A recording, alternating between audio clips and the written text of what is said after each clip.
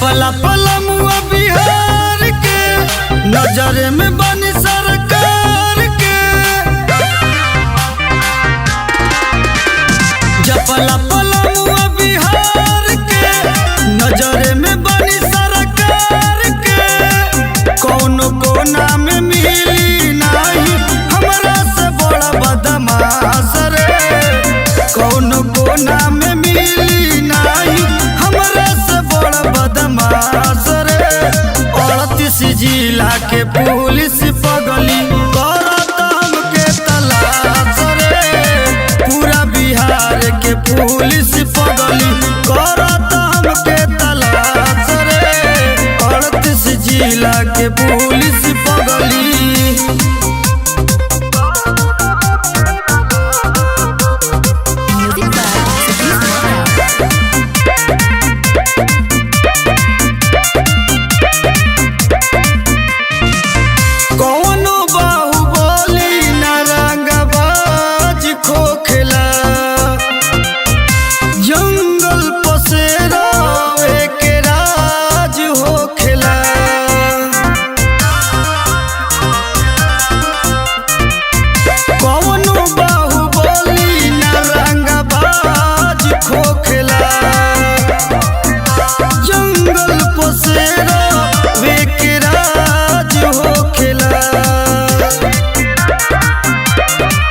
बड़े बड़े माफिया लेला हमरे से कोचिंग क्लास रे।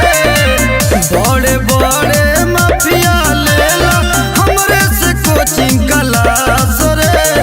38 जिला के पुलिस पगली करत हमके तलाश रे।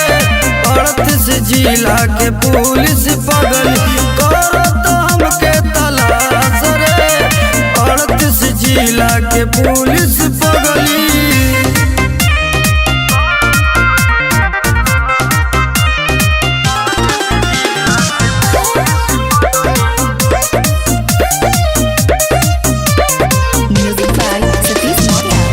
हत्या लूट मार हमारे काम बात रे।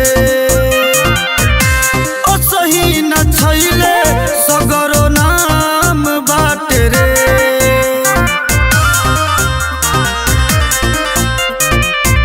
हत्या लूट मार हमारे काम बाट रे। सही न छैले सगरो नाम बाट रे। जेतना मर्डर कैनी आज मिलल ओकर लाश रे।